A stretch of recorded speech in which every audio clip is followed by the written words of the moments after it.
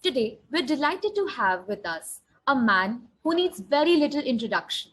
We're pleased to welcome Mr. Ajay Banga, Vice Chairman at General Atlantic and the former CEO and Executive Chairman at Mastercard.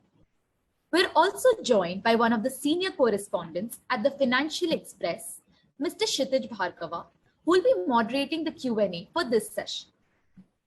Before we begin, let me take the privilege to give a brief introduction of our speaker to the audience. A St. Stephen's and IIM Ahmedabad alumnus, he launched his career at Nestle in 1981 and spent the next 13 years of his life contributing to the success of one of the biggest FMCG companies in the world. Hailing from Pune, he spearheaded the launch of one of the first international fast food chains in India as a part of Pepsi. A keen interest in and devotion to social development made him lead Citi's microfinance strategy across the world. Finally, he joined Mastercard, where he steadily rose through ranks and was appointed as the CEO and president, thereby playing a crucial role in leading its groundbreaking evolution. Also a member of President Barack Obama's Advisory Committee for Trade Policy and Negotiations, his excellence does not end here. A Padma Shri awardee, a global leader in technology, data, financial services, and innovating for inclusion, he is the perfect role model for us. On behalf of the Economic Society, SRCC, and everyone present, I extend a warm welcome to you, sir. Thank you. It's a pleasure to be with you. The audience is requested to put any and all questions they may have for Mr. Banga in the Q&A box. These will be taken up by Mr. Bhargava as the session proceeds. Without further ado, I'd like to open the floor for discussion. Over to you, sir. So I can take forward, right? Go ahead. Yes. Yeah. Hi, sir. So I'm Kshitij Bhargava from Financial Express, and Latika has very graciously already told us about Mr. Banga, and obviously he needs no introduction. He's the executive chairman of Mastercard, and everyone knows Mastercard. So, sir, to kickstart this discussion, I would like to talk about COVID-19 pandemic and the challenges that we have ahead. We're just emerging out of it, and now we are facing some new hurdles in terms of global for global growth as a whole and India in particular. Yeah, so first of all, it's a pleasure to be with you, and thank you for asking me and accommodating my schedule and time. I really appreciate it. I have looked at you guys doing this kind of event over the years, and I'm very pleased that you continue to do it despite all the challenges of going virtual. So that connects to the COVID-19 life, right? We've all sort of learned how to deal with this crazy life with these little boxes on a screen as compared to what we've been so used to. Look, first of all, I would say this pandemic situation may be over, but the endemic situation will stay with us for a while. And so you should be prepared, as you see even now in parts of the UK and the US, that this thing comes and goes based on variants, right? And I think we've got to be able to find a way for society to live with that as compared to shutting down everything and not being able to manage. And I think the miracle of science that gave us these mRNA vaccines, hopefully this will enable us to see this phase through as well. The problem is, I don't think this is the last pandemic. And so in addition to the geopolitics, which you just referred to, which is obvious between the earlier circumstances of already a widening trade issue between China and the US, but now you've got the whole Russian-Ukrainian circumstance, which I think is leading to a very complicated world in that space as well. And then we've got inflation, right? And the fact that central banks that have over the years been very accommodative in their monetary and fiscal policies as governments as well, because of all that we've been through over the last few years, we've frankly had a 10, 12, 14-year uninterrupted run since the last financial crisis of 08, 09. And I think you'll see corrections on that as well. So the Fed in the US has already made clear that it's going to be tightening as well as raising rates. And in fact, now the speculation is not about when they will raise rates, it's about how much they will raise them by. And I just think what you have to remember in that one topic, and we'll go back to your main question, is that even if the US Federal Reserve rate were to reach, let's say, 2.5, 2.75% by the end of the year, which is what some people speculate. But if inflation is above that rate, let's say inflation comes down from today's high, they think March was the peak, and let's say it comes back down. If it's above 2.75, even if it's 3.5 to 4%, we still have negative real interest rates in the United States at the end of the year, or what the implications of that are for next year as well. So I'm saying all this to you, I think the pandemic, geopolitics, inflation, these three external factors, and then there's a couple of other things, right? There's technology and what technology is doing, this whole dealing with the new industrial age of what do you call it, Web 3.0, or the circumstances, the economy 4.0, or whichever words you want to use. This AI-powered, technology-powered age has its own implications for every company and for every individual. So I think the concept of growth for the next few years has to be looked at from that perspective.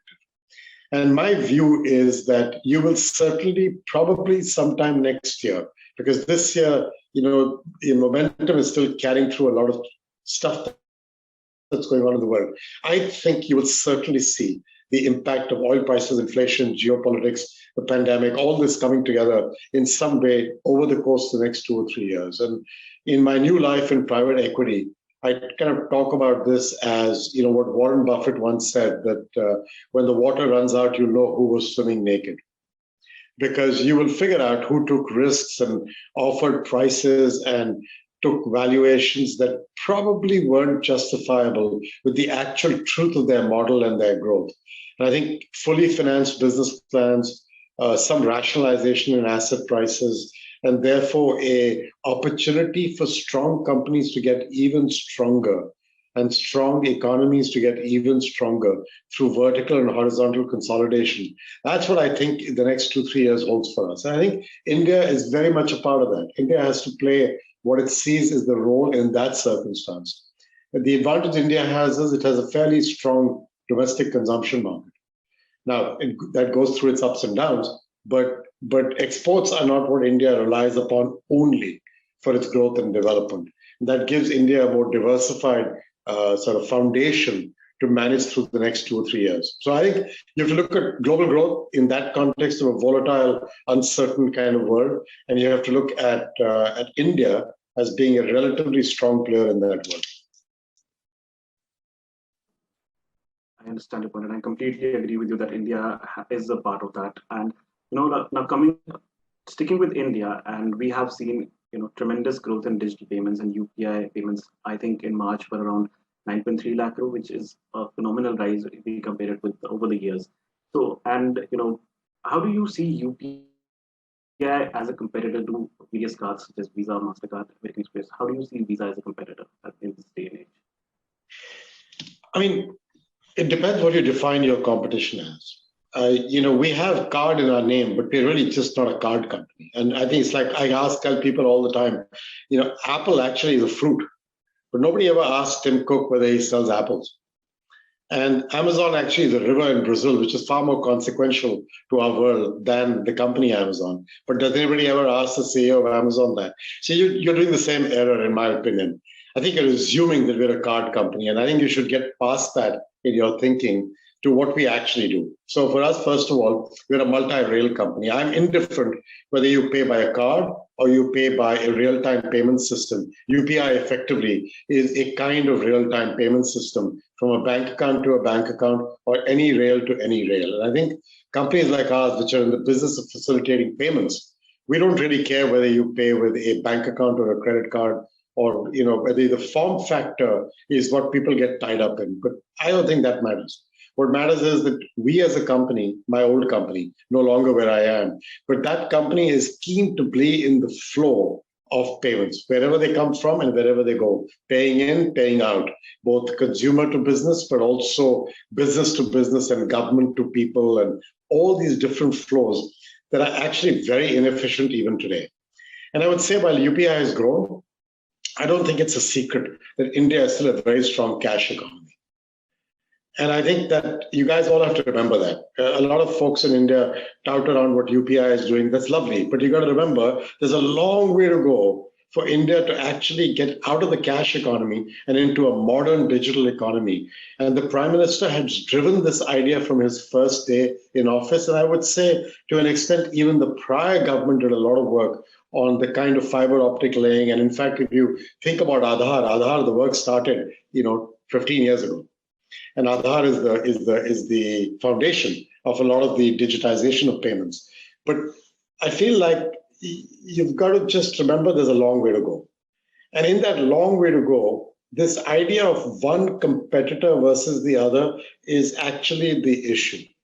You're going to need all these different players at the wheel in order to drive this forward, because the forces against digitization of payments are essentially very strong too. And they are tax avoidance, they are frankly illegal activity, they are all, and this is true, by the way, of all countries. And don't for a minute think this is about India. This is about the world. The world is still 85% in retail payments cash. So this issue of tax avoidance, infrastructure, the way the illegal activity happens in any country, cross-border and within a country, these are the factors against which the players who are trying to convert to digital are pushing against. See what I mean? So my attitude from day one has been, we can all argue about the 15% that is digital globally, or we can start working on the 85%.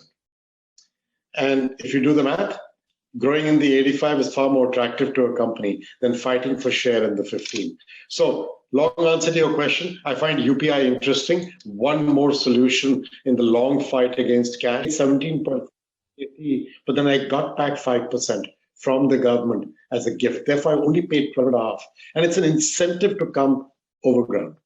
The same way is the idea of offering lotteries on payments done like this, with something interesting for a consumer that comes out of it.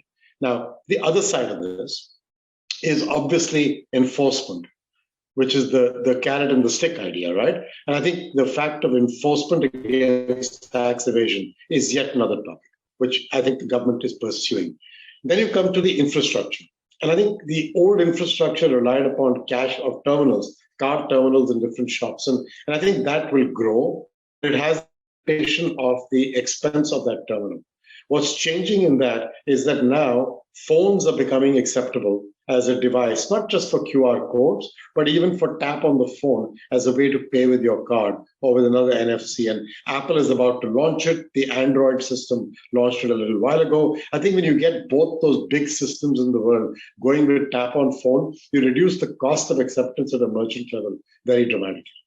And so you cut away from one more disincentive to take electronic payments. Essentially, what I'm trying to tell you is that you can go like this for hours on the different ideas, but you have to follow both an infrastructure concept, which is, digital identities like Aadhaar and UPI and competition in that space, all the way to a carrot and stick approach to how you manage this with consumers and merchants and businesses to enable, I think, over a period of some years, a change that is even more dramatic than what India has had in the last decade.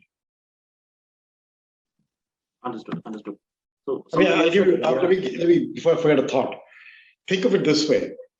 Today, as an individual, to get access to credit in the system or to get a good insurance policy or any of that type, you have to be in some way formally included, right? Whether you choose to be or not is your choice, but you have to be formally included.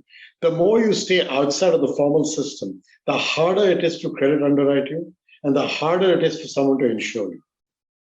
So the question really is, can those two aspects as well be used as carrots in some way for the consuming classes? And so I think there's many levers to pull as yet over the next decade for India. It has pulled many already. There are more to pull over the next decade, which I think is a good opportunity to change this. Understood. So as I was saying, something else that India has done and many other countries are doing around the world is data localization, which has been gaining speed. So how do you see that a balance that can be, a seamless balance between the movement of data in a protected environment for greater benefits for its analytical point of view and benefits of data localization in terms of protection? So I think this whole data localization debate needs a lot of light shown upon it, right? What are you trying to do at the end with data localization? If you say what you're basically trying to do is to protect your citizens' right of privacy, then help me understand why that data should lie on local servers if somebody locally can get access to your data. What is privacy? Is it only privacy of protection from a foreign national, or is it also privacy of protection from your own government and another Indian business entity? What exactly are we discussing? And I think that's a debate that India's citizenry need to think about, because that gets obfuscated in this nationalistic fervor in a country that gets talked about, hey, my data is going overseas. All right, it's going overseas, and what's happening with it? If take a look at vaccines, mRNA vaccines, they would never have been developed without the cross-border flow of data on how this was done. And if you study it, you will learn that is the truth. Similarly, let me ask you this question. If a plane is flying through the sky and it's collecting data while it's flying through all the sensors it has on the different elements of climate that are going on, is that data, does it belong to that company? Does it belong to anybody there? Does it belong to the country it's flying over at that moment? Or is this data that could be very well used for climate change prediction and for weather predictions that would benefit Indian farmers and European farmers? Just as a question to you.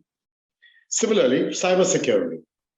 If a thief has figured out a way to break into a bank in Taiwan, and you're able to recognize that pattern by using that pattern and applying it to Indian data, is that a good thing or a bad thing? And so the question really is, what form of data and what protection do we really need to do for our citizenry? And I think protecting an individual's privacy is sacrosanct.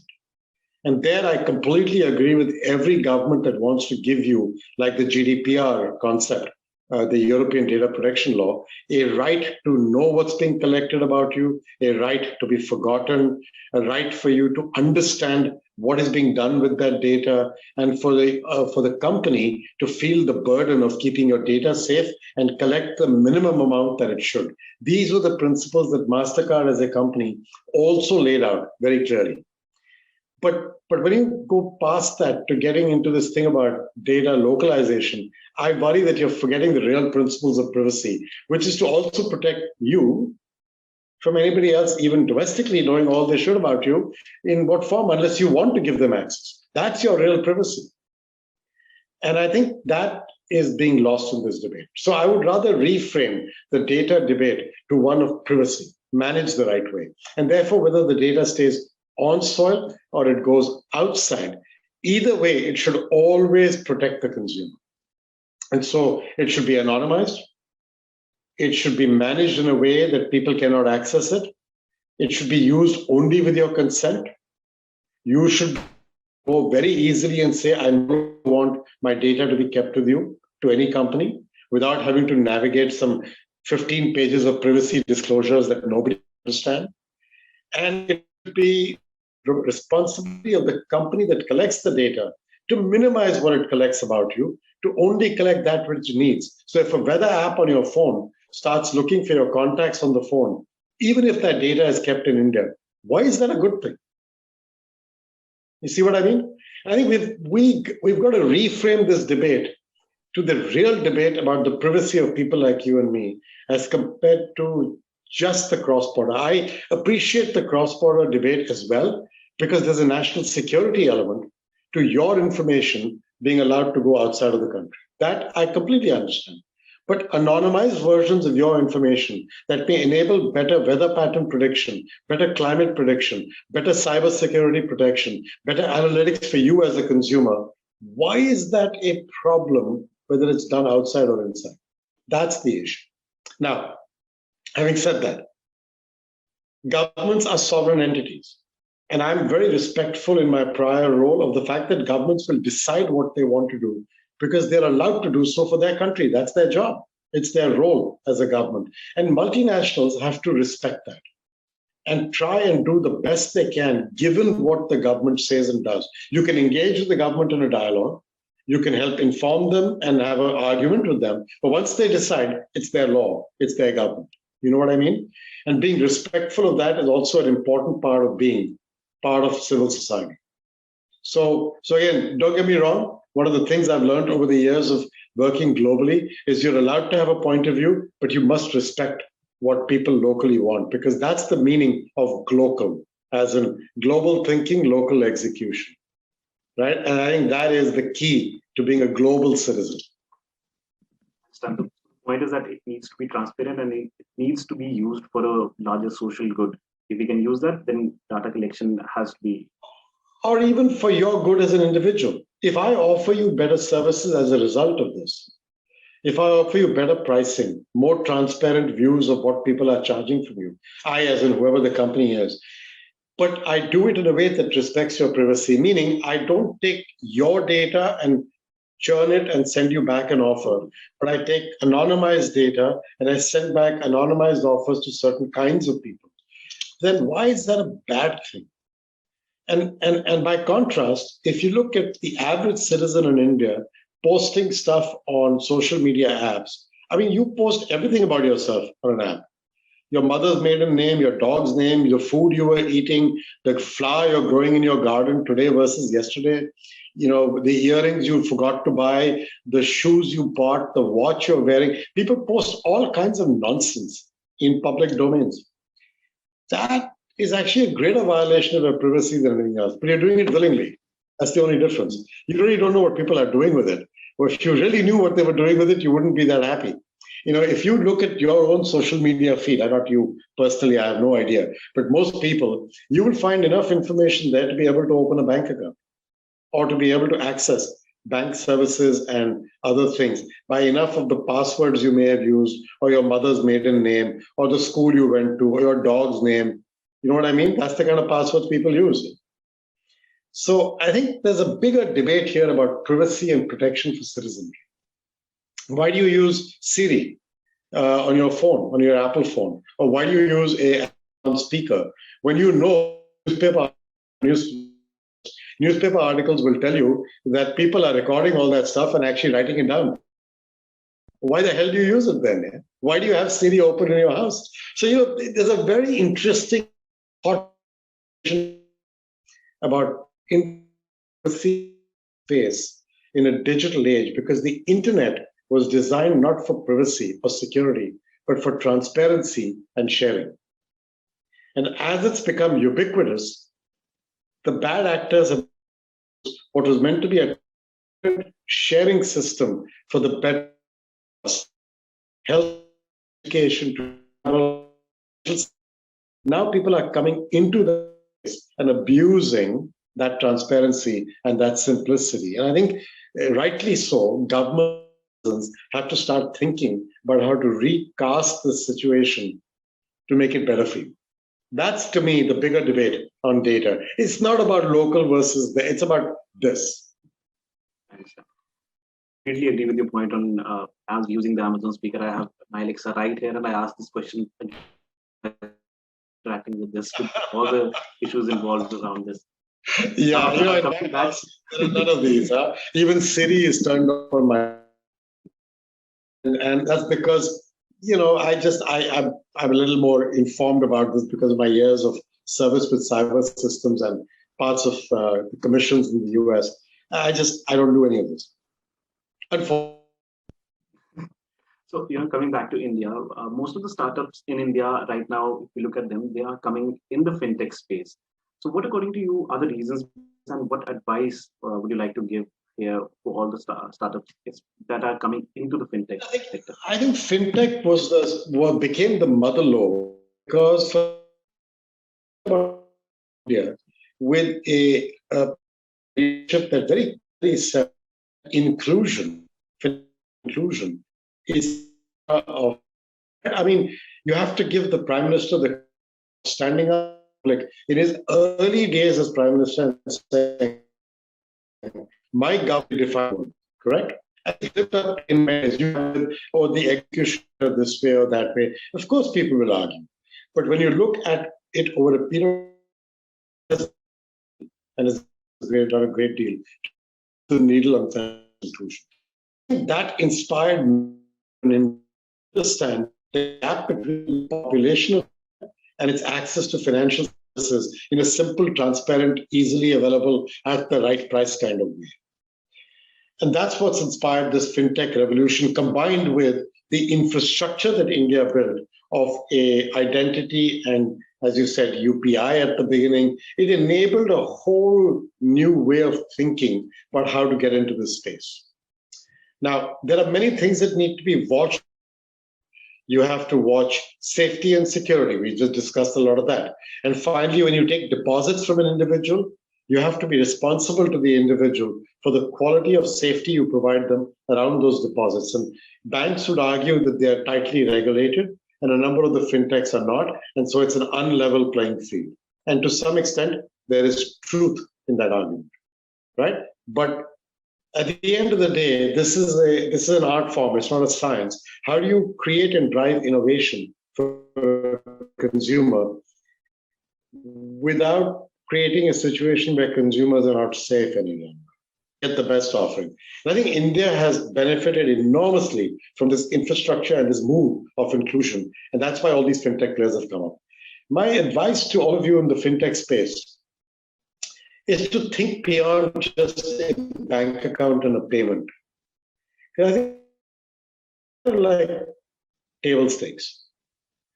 And if you see where the puck is going, in ice hockey, there is a statement that you skate to where the puck is going, not where it is. A bit like if you're in soccer or football, you got to run to where the guy is going to pass you the ball. There's no point standing where you are right now. Not going to do much. In the same way in business, I think you have to skate to where the puck is going, run to where the ball's coming. And to me, the next big turn in this space is software as a service methodologies in which payments and AI are embedded as natural services. Because my view in life is that nobody gets up in the morning dying to make a payment. But that's not what you get up for. You get up to lead your life, to go to work, to meet your girlfriend, your spouse, your children, your parents, to go out for a movie, to go out for dinner, to have a drink in the evening, to go play a game of soccer, to go play squash, whatever it is that makes you happy. To study, to do a good job, to be a good human being, to go serve somebody, to go to a temple, to go to a gurdwara, to go to a mosque, whatever makes you happy. You don't get up to make a payment. Neither do you get up in the morning to take a payment. Even if you're a dukandar. You don't just go there, I'm here, man, what a great day it is, aaj main payment dunga. And so you get up because you're trying to create a life for your family. And so I think payments have to be not the end. Payments have to be the zero friction middle of the other things that people really get up to do. And that to me is where the future of innovation is going. So think about it in terms of, imagine if you, and people are beginning to do this in India and elsewhere, so it's not a new idea, but I'm just putting it in context for you. Let's say you're a law firm. And today, if you look at law firms in India, of which there are plenty, their billing management system is antiquated. At best, it works off some software they can get from somewhere. Then they have to chase you for the payment. Then you send a check or a wire transfer, and then they have to reconcile that. वो फिर पूरा नहीं आया, वो उसको chase करो जी, उसके 50,000 रुपए रह गए हैं. This carries on endlessly. Both the payment, the billing, the reconciliation and the collection, but then also how you pay your lawyers and all the insight system, as well as the management of appointments and the time used of each lawyer, and therefore how the allocation of payments happens. There are people building these software as a services, which enable all this to happen seamlessly. And in that is built appointment management systems, collection systems, payment systems which allow multi-rail, the point we started with, not just card, but UPI or any other system. And those kinds of innovations to me are very sticky, because now you can attach all kinds of AI to it to make it easier for the firm to figure out whom to chase down first, what kind of business they were more likely to get, extend that to restaurants. And now you get a table management system, a tipping system, a waiter payment system, a cook payment system, a collection. You know what I'm getting at? A loyalty program, a cross-selling system. So you can, this idea of software as a service, built with open APIs, in a way that in which payments and AI are embedded merely as friction removers and as enablers, as compared to fintech being the only answer. This to me is at the next click of the wheels.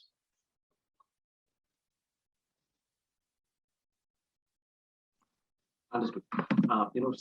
Staying in the digital world and the fintech world, in 2021, WireX was the first cryptocurrency platform that was allowed to directly issue payment cards on the Mastercard platform, I think. And more of that those have been granted now. What potential do you see for crypto to grow without the government's backing in this day and age? I am not a big fan of unregulated crypto, personally. So what do I mean by regulated, unregulated? First of all, I think that governments around the world, just as we were discussing on data, that they have the right to decide and have a sovereign nature of their business. To me, the social contract between a government and its citizenry comprises 4 or 5 things: security and safety, a currency, an identity, and a right to certain quality of life in their country. And a currency is very much a part of that. I can't see governments allowing private players to run their own currencies outside of that system. I think it breaks the social contract in a very fundamental way between a government and its people. And so, to me, the real issue here is, what are you trying to achieve with crypto? First of all, we're not discussing blockchain right now, although we could. But blockchain to me is, again, an interesting fundamental infrastructure technology. Crypto is one use of that. And within that, the Bitcoin type, which has sucked all the oxygen out of the room, is the least interesting to me. When you get to a stable coin, you begin to get closer to what I think is possible. And finally, you may well end up with a central bank digital currency. Although I would argue that UPI has made the rupee digital anyway. But, a central bank digital currency mandated and regulated by the government. And to me, that's the spectrum. I'm most comfortable with the CBDC, which then has to decide what is the level of engagement of the Reserve Bank of India with its citizenry. Will you have a 2-tier system with commercial banks in between? Or are you talking about you opening an account directly with the Reserve Bank? I think that latter has got all kinds of challenges in terms of monetary policy, managing safety and security, managing a run on the banks, all that. It's a nightmare to think of. But if you maintain a 2-tier system, then I think stable coins and central bank digital currencies are both quite interesting. Meanwhile, what you'll see my old company doing over the last couple of years is basically enabling those cryptocurrencies that are willing to play within some rules of the game on KYC, AML, transparency of business model, and so on, and heading towards a stable coin. We've engaged with them. We even engaged with Libra, then Diem, which was Facebook, because they were talking about becoming a stable coin. But we could not find with them clarity on KYC and anti-money laundering and compliance with those rules, and a clarity of business model, meaning they wouldn't use your data to make money as compared to the payment itself. You know what I mean? We were uncomfortable with that. We're back to my issue of data and a citizen's privacy. I just consider that to be a sacrosanct right of yours as a citizen. And so that made us pull out. So I would say this is not about Mastercard, because there's a new CEO, and he and I have known each other a long time, but he's there because he's there for a new role and he's going to think about this. But I think the company basically thinks in terms of playing along the middle line on compliance and rules of a country, along with protecting a citizen's right to privacy and therefore transparency. If crypto gets to that, well, then there's something interesting. The problem is, what problem is it really solving? That's what I don't. That's where ultimately the rubber will hit the road, right? If this is basically a technology looking to solve a problem that people perceive, but not adequately used. So as an asset class, it's fine. You want to buy currency and you think money down, okay, that's okay. You should do it. It's fine. But not for payments and keeping your bank account. Because now you cross an asset investing situation to basic stability of the financial system. And I think that's going to be the interesting issue that needs resolution over time. Now, blockchain is interesting because, to me, one of the biggest advantages of blockchain and some of these cryptos is the programmable nature of that currency. So the amount of data that can go with it, which helps in reconciliations and cross-border payments may be highly facilitated by that data reconciliation capability. I think that's very interesting to me. But the idea that somehow cross-border payments will only be cheaper with crypto. I don't agree with that. Cross-border payments pricing is a function of competition. If India's central bank switches, UPI and other NUE that they set up, connects directly with the central bank real-time payment switch in Singapore, tell me why you cannot have movement from Singapore to India, account to account, at a much lower price instantaneously. You can. And real-time payments already exist in India with UPI, and they already exist in Singapore with its system. Why not simply connect those two? And so I feel like, there's a lot that can be done without undertaking the additional challenge and risk of know your customer, anti-money laundering, business model transparency, building a new economic system, fiscal policy, monetary policy risks that come with this complete new idea. That's kind of my personal opinion. This is not Mastercard's opinion. This is my opinion I'm giving. And remember, I don't speak on behalf of Mastercard any longer. Huh? I left on 31st of December. We understand that completely. I wanted to circle back on something that and I just remember that you had a discussion, panel discussion with Mr. Piyush Goyal some years back, I think, and you said that now it is also the time to not just think about financial inclusion, but inclusive growth. Do you think that India is taking that step at this point of time? You remember that panel when I was joking with Piyush about this? Yes, I remember. It was somewhere in Delhi. I'm trying to remember where we were. But actually, I think Piyush is one of the smart guys who gets it as well. So my point I was trying to make there was that merely giving somebody a bank account is not enough. You have to encourage them to use it in a way that enables them to build a credit history and get access to insurance. You're back to where we started our discussion, right? And that led to inclusive growth. And inclusive growth goes beyond financial services to things like health and education. Access to clean water, power, that creates health and education. And if you think about your Prime Minister's speeches, he talks about caring about quality of life and jobs.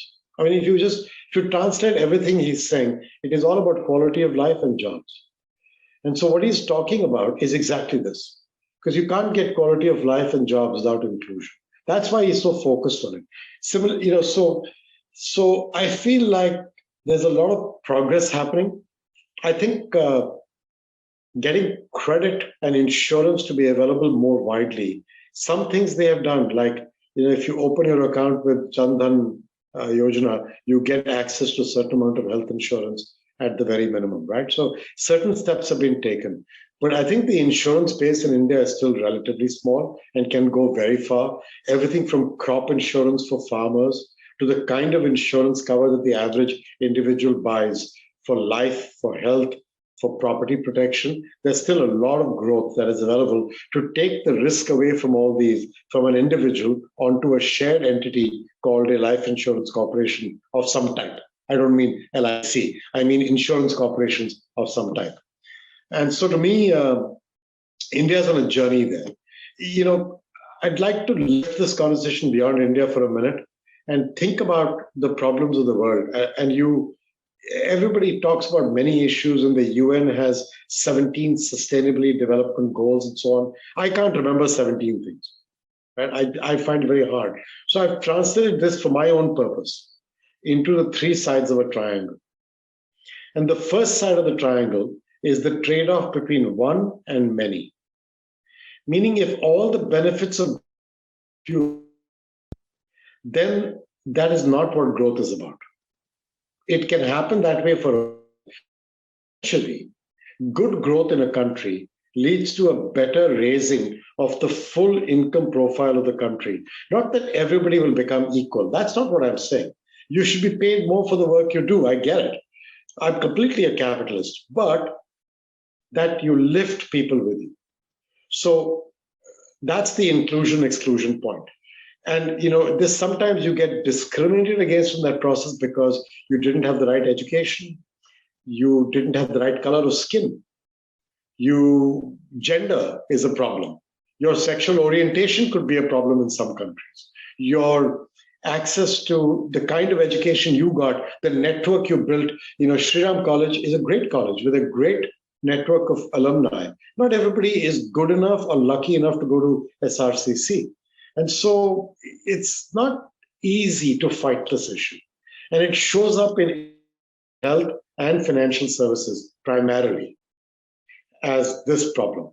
The other problem, the second side of the triangle, is the conflict of humanity versus nature, which now everybody is talking about as climate change. But it's a much deeper issue of how people treat their environment, how growth is generated, what the life of your children will be compared to yours, clean air, clean water, all that. Is electric batteries the right way to go, given that lithium is a problem and battery disposal is a problem, or is hydrogen the right way to go? I would argue with you that Reliance has understood that. You can see Mr. Ambani's investments in hydrogen. There is a reason. The Indian government has announced great policies on hydrogen. There is a reason. And so people should not get too excited about a battery. Batteries are interesting, but batteries have got enormous downstream environmental consequences. And so I'm not discounting a Tesla, for God's sake, don't get me wrong. The world's richest man runs a battery company, right? It happens to be a car company, but basically it's a battery company. So don't get me wrong on that. I'm just saying we have to think through this out 20, 30 years for that side of the triangle. And then the reason the triangle doesn't fall down is because the bottom of the triangle is the strongest foundation, unfortunately. And that is the trade-off between long-term and short-term. And too many people, politicians, CEOs, teachers, doctors, are incented short-term solutions as compared to longer-term solutions, because that's how their vision works for various incentives.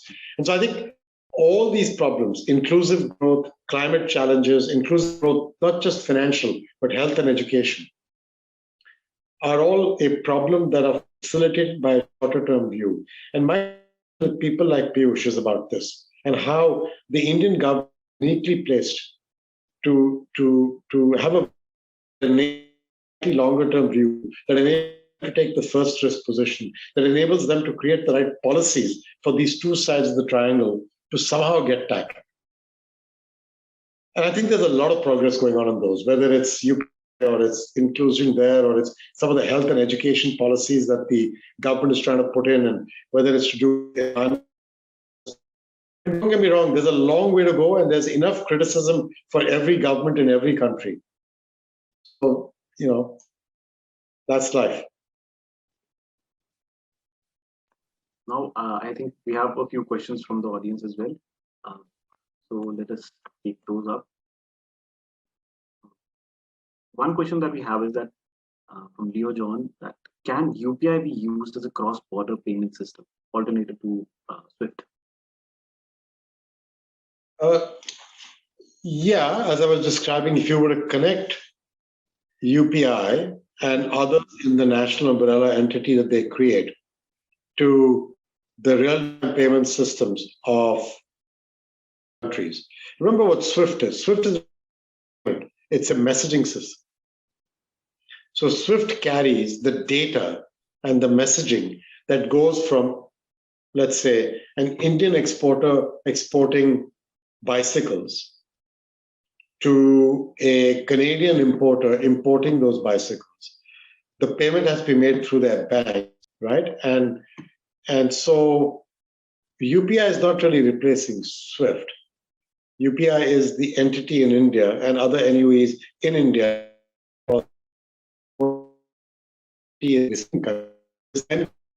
directly in theory. And if you were to connect it in theory directly, and you could pass that information back and forth through ISO 222 kind of standards, so a lot of data can go back and forth, then yes, you could create between those two countries that. The advantage SWIFT has is it's ubiquitous. It's across every country in the world, and it's got agreed upon standards that are global. So that's not an easy move to make. And so there's another question around SWIFT. Malay has asked that, what are your views regarding if it becomes? I think people have got to stop thinking in these little blocks. The same thing I'm just saying. You end up solving for, a few countries. That's not going to help you. And I think you have to think about live in a Russia, India, China, and South Korea, assuming you can get those five to do it. Why would that be the world that an entrepreneur in India should be thinking about? 24% of the world's consumption is in the United States, 24% is in the European Union. That's 48%. If you're an entrepreneur in India, don't you want to?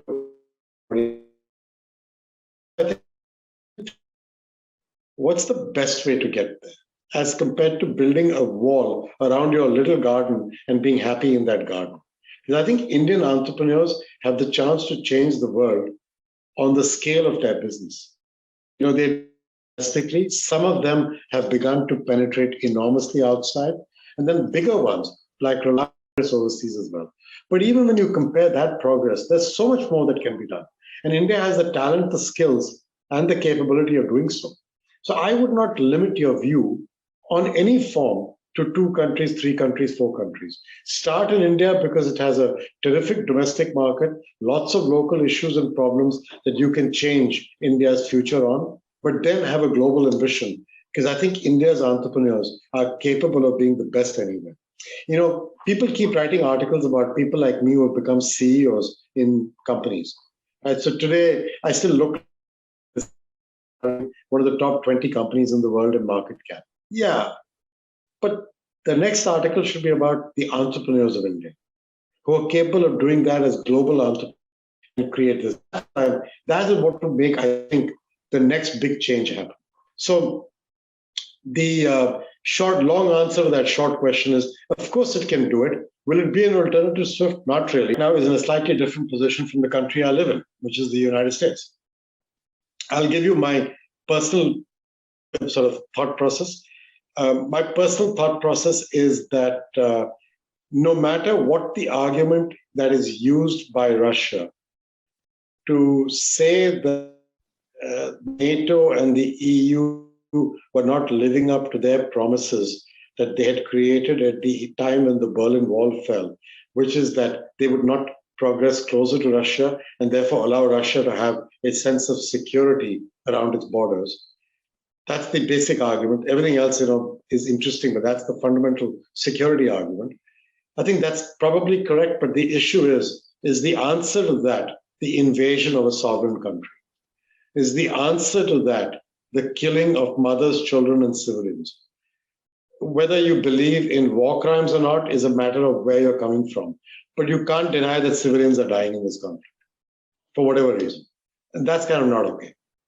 So I think beyond that, the fact that India has a strong security relationship with Russia and India needs to make its foreign policy based on what suits India, I do not dispute. As I said, you saw my perspective at the beginning, governments have sovereign rights. So that's not what I'm talking about. I'm just telling you, as a human being, I find it very challenging to accept this as a way. I mean, India has been unfortunately at the receiving end of some of these kinds of incursions over the years of history. My dad served in the Indian Army for 38 years, retired as a lieutenant general. He served in the army during independence. He served in the 65 war. He served in the 71 war. He was in the front lines on all three. I have enormous respect for the Indian soldier and citizen who goes to fight. But, India is not immune from this kind of a situation. And so we really need to be careful about this idea of a sovereign nation being invaded for reasons of perceived national security. That's what I have a problem with that. Everything else, national foreign policy, public policy, I'm very respectful of what people say. I believe India must make a decision in India's interests, and India's security interests are paramount for India. That's what I believe. So this is not I'm not qualified to comment on the politics, but I am willing to comment on the humanity of the situation. So one final question, because I think this is already run way too long than my editor would have wanted me to take it. What are your views on Open Credit Enablement Network? Is it the next UPI movement? Well, I think it's a great idea, and I'm all for it, provided it is done with the responsibility of extending the right kind of credit. The problem with credit is when you give too much of it, it leads to trouble. We've seen that in the Western world in credit cycles. We don't need that to happen. India has had that credit cycle many years ago as well in some of its lending. It faces it even now in some cases of SME lending and large enterprises which aren't as stable as they need to be, which is why, if you remember, some years ago, there was the conversation about the twin balance sheet crisis, right? And so I think credit, whether for an individual or a company, is very useful to enable them to grow and feed their ambition. It has to be managed with a degree of responsibility on behalf of the lending institution, but also the borrower.